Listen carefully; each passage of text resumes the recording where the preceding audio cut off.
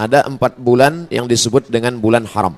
Yang pertama Zulhijjah, yang kedua Zulqa'dah, Zulhijjah, Muharram, dan salasun mutawaliyatun. Ada 3 bulan yang berurut-urut. Ada bulan 3 bulan yang tak terpisah. Itulah dia Zulqa'dah, Zulhijjah, bulan Muharram. Sedangkan yang 1 bulan ini ma baina Jumada wa Sya'ban, terletak di antara bulan Jumadil Akhir dan bulan Sya'ban, yaitu disebut dengan bulan Rajab. Jadi pada bulan-bulan ini kita dianjurkan beramal. Amal yang paling afdal adalah melaksanakan puasa-puasa sunat. Khusus untuk bulan Muharram nanti itu ada puasa sunat yang disebut dengan puasa Ba'atun Hurum.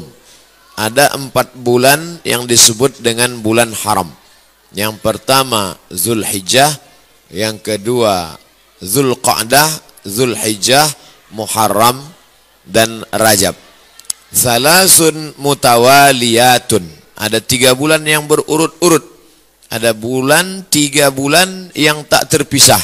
Itulah dia Zulqa'dah, Zulhijjah, bulan Muharram. Sedangkan yang 1 bulan ini ma baina Jumada wa Sya'ban, terletak di antara bulan Jumadil Akhir dan bulan Sya'ban, yaitu disebut dengan bulan Rajab.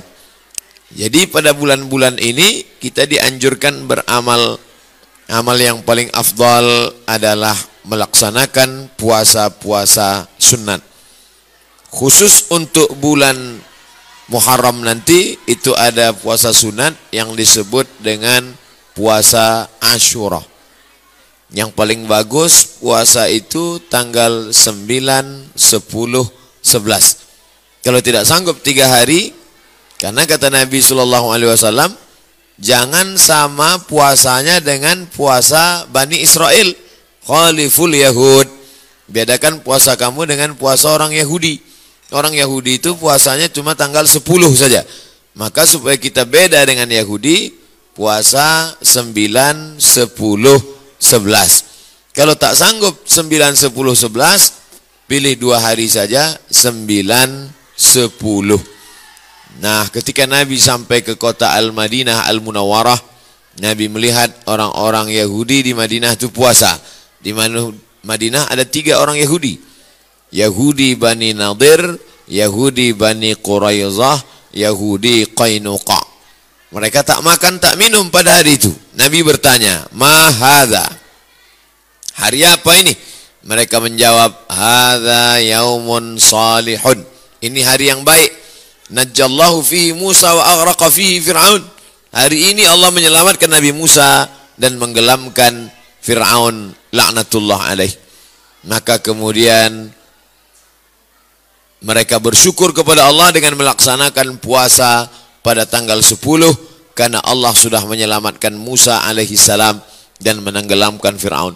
Maka Nabi Muhammad SAW berkata, "Nahnu ahaqqu bi Musa minhum." Kami lebih berhak terhadap Nabi Musa daripada mereka. Maka Nabi pun melaksanakan, memerintahkan fa'amara bisiyamihi. Nabi memerintahkan puasa. Jadi tentang puasa Asyura ini tidak ada ikhtilaf antara ulama tentang disyariatkannya berdasarkan hadis-hadis yang sahih tuntunan Nabi Muhammad sallallahu alaihi wasallam. Oleh sebab itu kita yang berbadan sehat, khususnya bagi perempuan yang banyak punya hutang puasa kemarin, dengan berpuasa di Asyura 9, 10, 11 dia sudah bisa mengqadha, mengganti 3 hari puasa yang tinggal. Karena perempuan yang kemarin tinggal puasanya di bulan Syawal, di bulan Muharram, di bulan Ramadan, itu bisa diganti bulan Syawal sebanyak 6 hari. Orang yang berpuasa 6 hari di bulan Syawal otomatis dapat pahala puasa sunat walaupun niatnya qadha. Begitu kata Imam Abu Zakaria Al-Ansari dari kalangan mazhab Syafi'i yang disebutkan dalam kitab Fatawa Al-Azhar oleh Syekh Atiyah Saqar. Niatnya niat qadha saja, tidak niat sunat. Karena kalau niat sunat qadha tak dapat. Tapi kalau niat qadha maka otomatis pahala puasa sunatnya dapat. Begitu juga dengan orang yang puasa Senin Kamis, niat qadha dia hari Senin, maka qadanya lunas dan pahala Senin dapat. Niat qada di hari Kamis, pahala qadanya dapat dan otomatis dapat pahala puasa sunat. Begitu juga dengan nanti 3 hari di bulan Asyura, di bulan Muharram itu 9, 10, 11. Niatnya niat qada. Nawaitu sauma qada'in. Saya berniat puasa qada mengganti yang Ramadan tinggal kemarin. Apakah karena haid, maaf cakap, atau karena menyusukan anak, atau karena mengandung anak, atau karena baru melahirkan karena nifas, maka mesti diganti. Cara yang paling efektif adalah sekali dayung 2-3 pulau terlampaui. Walaupun ini masalah perempuan, tapi laki-laki mesti tahu, karena semua laki-laki punya istri, punya anak perempuan, punya kakak perempuan, punya adik perempuan. Inilah perlunya fiqhul mar'ah, fikih perempuan. Dengan melaksanakan puasa, badan sehat. Karena ternyata makanan yang kita makan itu banyak bakteri racun di dalamnya. Kenapa padi kita bisa tumbuh tak ada dimakan wereng? Karena ternyata disemprot dengan pestisida. Kenapa buah apel yang kita makan itu tidak berulat?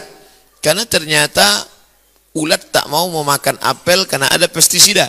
Bahkan ikan asin yang kita makan pun itu kena formalin. Makanya tak dikerubungi lalat. Lalat pun tak mau. Kita aja yang mau makan ikan asin tuh.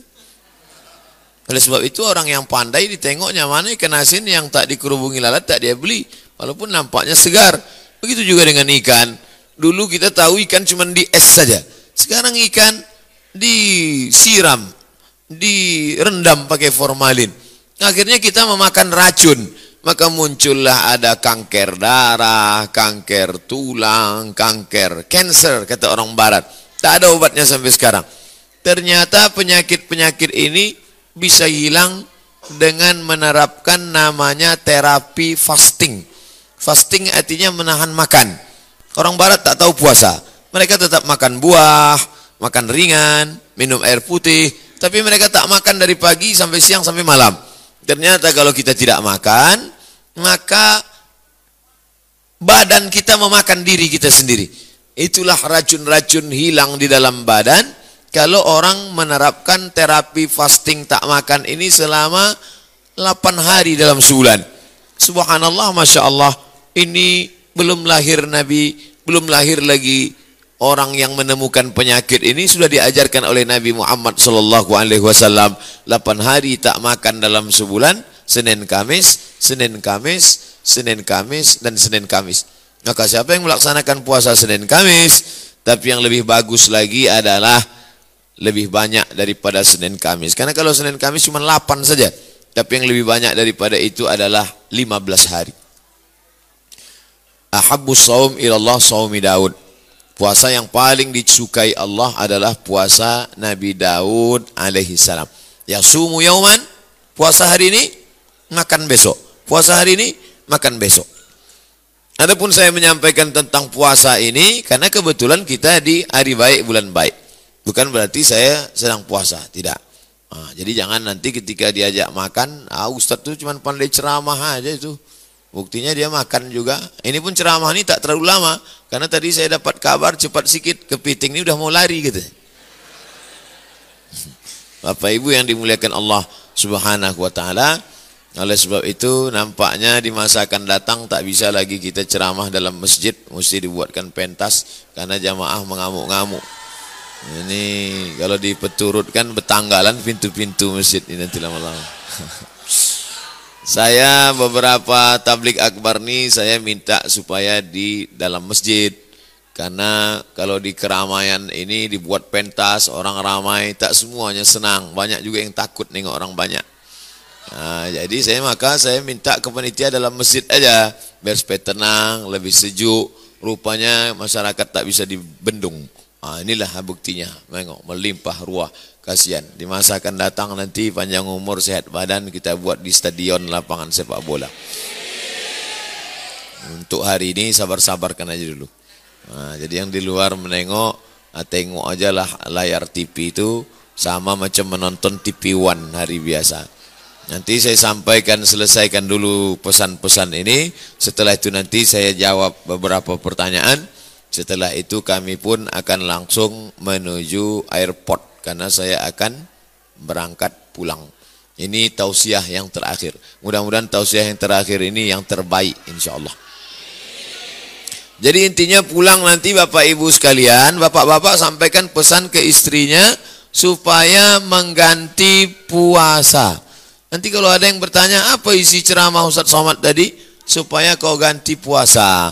Karena suami disuruh Allah, ya ayyuhalladzina amanu, wahai para suami, qu anfusakum, jaga dirimu, wa ahlikum, istrimu, anakmu, naro, jaga dari api neraka, yaitu dengan melaksanakan puasa. Ibu-ibu, perempuan-perempuan banyak tahan makan, tahan minum. Apa nama programnya? Diet. Dia mau diet, kurus. Diet, tahan makan, tahan minum. Tapi orang diet tak dapat pahala. Tapi kalau orang puasa, dua-duanya dapat. Pahala dapat, qadha lunas, pahala sunat dapat, diet menyusul. Dengan syarat jangan diganti di waktu malam. Karena banyak juga mengqadha puasa di waktu siang, mengqadha makan di waktu malam. Nah, tak dapat apa-apa. Oleh sebab itu maka badan sehat, otak sehat, orang yang sedang melaksanakan puasa menanamkan takut kepada Allah Subhanahu wa taala. Takut menganiaya orang, takut menengok yang haram, takut membicarakan aib orang.